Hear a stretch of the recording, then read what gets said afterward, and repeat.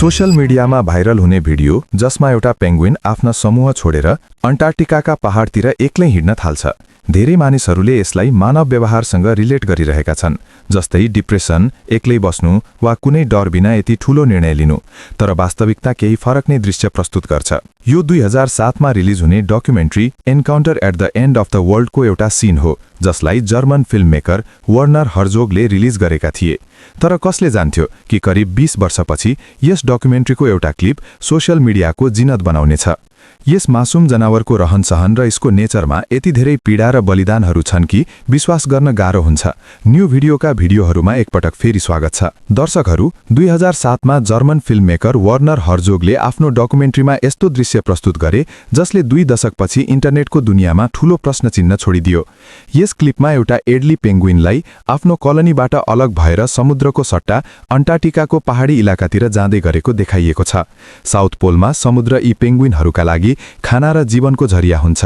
तर यो एक्लो पेंगुइन खानेलाई छोडेर सिधै मृत्युको दिशातिर बढिरहेको थियो, जहाँ न खाना थियो र न सर्भाइभलको कुनै आशा। यसको के कारण हुन सक्छ?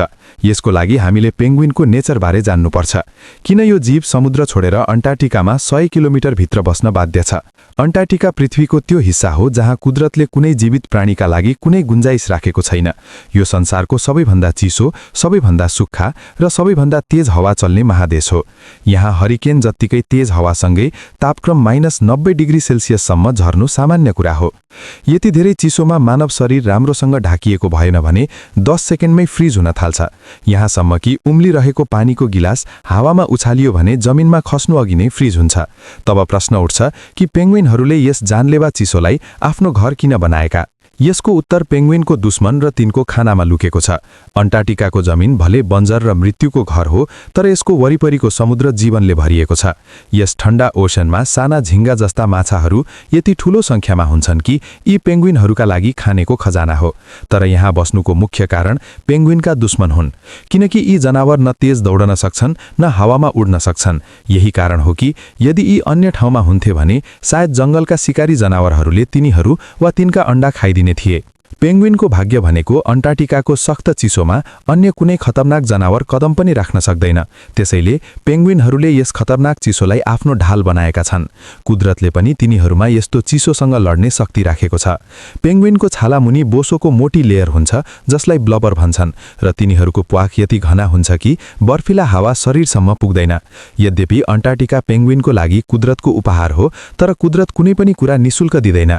यदि तिनीहरू यहाँ दुश्मनबाट पनाह पाउँछन् भने यसको मूल्य उनीहरूले हरेक वर्ष मृत्युको सामना गरेर तिर्नुपर्छ। यसरी बुझौं, हरेक वर्ष पेंगुइनले जीवन र मृत्युको परीक्षा पास गर्नुपर्छ। अन्टार्कटिकाको बर्फिली दुनियाँमा हरेक पेंगुइन एउटै प्रकारको हुँदैन। यहाँ टोटल 5 किसिम पाइन्छ। सबैभन्दा भारी र 4 फिटसम्म लामो पेंगुइनलाई एम्पेरर पेंगुइन भनिन्छ। त्यसपछि हेलमेट पेंगुइन वा चिन स्ट्र्याप पेंगुइन आउँछ। तिनको चिन मुनि पातलो कालो रेखा हुन्छ। तेस्रो जाति जेन्टु पेंगुइन हो, जसलाई सुन्तला चुच्च र टाउकोमा सेतो पट्टीले चिनिन्छ। त्यसपछि म्याक्रोनी पेंगुइन आउँछ, जसको टाउकोमा पहेँलो स्टाइलिस प्वाख हुन्छ। र अन्तिम जाति एडली पेंगुइन हो, जुन भाइरल भिडियोमा देखिएको थियो। यसको चिनारी आँखाको वरिपरि सेतो रिङबाट हुन्छ।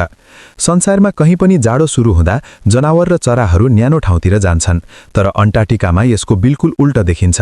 लगभग सबै पेंगुइन प्रजननका लागि समुद्रबाट टाढा जान्छन्। यसो गर्नुको कारण हो समुद्र नजिक लियोपार्ड सील्स, किलर व्हेल्स र अन्य चराहरूको खतरा हुन्छ, जसले तिनीहरूको अण्डालाई नष्ट गर्न सक्छन्। त्यहाँ थप समुद्र नजिकका कन्डिसन्सहरू कठोर हुन्छन्। तेज हावाहरूले अण्डा बगाएर लैजान सक्छन्। विशेष गरी एम्पेरर पेंगुइन, जो जाडोमा बर्फिला पहाडतिर जान्छ आफ्नो जाति अगाडि बढाउन। हरेक वर्ष जुन महिनामा यहाँ विन्टर सुरु हुन्छ, एम्पेरर पेंगुइन समुद्रमा रहेको खाना छोडेर लाखौंको संख्यामा सँगै यात्रा सुरु गर्छ। तिनीहरूको गन्तव्य उनीहरूको जन्मस्थान ब्रिडिङ कलोनी हुन्छ। समुद्रबाट 100 किलोमिटर टाढाको यात्रा यति कठिन हुन्छ कि शरीरको ऊर्जा सकिन थाल्छ। बाटोमा न खाना हुन्छ र मन्जिलमा पुगेर पार्टनर छनौट गर्छ। नर पेंगुइन मादालाई इम्प्रेस गर्न अजीब आवाज निकाल्छ, छाती बाहिर निकालेर घाँटी माथि तल हल्लाउँछ। जो नर स्वस्थ हुन्छ त्यसको सेलेक्सन छिटो हुन्छ। मेटिङपछि मादाले एउटा अण्डा दिन्छ र त्यो बेला ऊ पूर्ण रूपमा थाकिसकेको हुन्छ। यस सम्पूर्ण प्रोसेसमा 2 महिनादेखि कुनै पेंगुइनले केही खाएको हुँदैन। अन्तिम पटक समुद्रबाट खाएको भरमै गुजारा चलाउँछ। यो बलिदान उनीहरूले केवल आफ्नो नसल बढाउनका लागि दिन्छन्। अण्डा दिएपछि मादाले बरफमा टच नगरी नर पार्टनरको खुट्टामा अण्डा सार्छ र फेरि समुद्रतिर जान्छ। यस समयमा नर पेंगुइन जो 2 महिनादेखि भोकै छ अण्डा खुट्टामा राखेर -60 डिग्री सेल्सियसमा आधी बीच उभिन्छ, आफ्नो ठाउँ नछोडी अण्डा झरेर नजमाओस्। जबसम्म आमा फर्कन्छ बुबाले आधा भन्दा बढी वजन गुमाइसकेको हुन्छ। यदि बच्चा निस्कियो भने नर आफ्नो घाँटीबाट विशेष दूध निकालेर बच्चालाई खुवाउँछ। यस्तो बुबा आफ्नो मृत्युको चिन्ता नगरी नयाँ जीवन जोगाउँछ। तर एडली पेंगुइन फरक स्वभावका हुन्छन्। जहाँ एम्परर बलिदानका लागि प्रसिद्ध छ, एडली शरारती र चालाक मानिन्छ। उनीहरूले बरफमा ढुङ्गाबाट घोसला बनाउँछन्। राम्रो घोसला बनाउने नरको सेलेक्सन बढी हुन्छ। कहिलेकाहीँ छिमेकीको घोसलाबाट ढुङ्गा चोरी गर्छन्। वैज्ञानिकहरूले यस्तो व्यवहारलाई साइकोटिक ब्रेकडाउन भनेका छन्। पेंगुइनको दिमागमा प्राकृतिक जीपीएस हुन्छ, जसले चुम्बकीय फिल्ड, सूर्य, ताराहरू र पानीको सङ्केतबाट दिशा पत्ता लगाउँछ। तर कहिलेकाहीँ संक्रमण, परजीवी, अत्यधिक तनाव वा भोकका कारण दिमाग ग्लिच गर्छ। के जनावर दुःख महसुस गर्छन्? विज्ञान भन्छ हो। यदि बच्चा मर्छ भने आमाबुबा त्यहाँबाट हट्दैनन्, उदास आवाज निकाल्छन्। कहिलेकाहीँ अरू बच्चा चोर्ने प्रयास पनि गर्छन्। हर्जोगले यो दृश्य देख्दा बचाउने प्रयास गरेनन्, किनकि अन्टार्कटिकामा हस्तक्षेप निषेध छ। त्यो एक्लो यात्रु पहाडतिर हिँडिरह्यो जबसम्म आँखाबाट ओझेल भएन। त्यसपछि हजारौं किलोमिटर केवल बरफ, न माछा न पानी। सायद ऊ भोक र थकानले कतै बरफमै जमेर हरायो। पेंगुइनको संसारले सिकाउँछ, एकातिर एम्परर जो जीवन जोखिममा राखेर नयाँ जीवन बचाउँछ र अर्कोतिर भट्किएको मुसाफिर जसले सबै छोडेर अज्ञात दिशातिर यात्रा गर्छ। आशा छ न्यू भिडियो पनि तपाईहरूले भरपूर लाइक र शेयर गर्नुहुनेछ।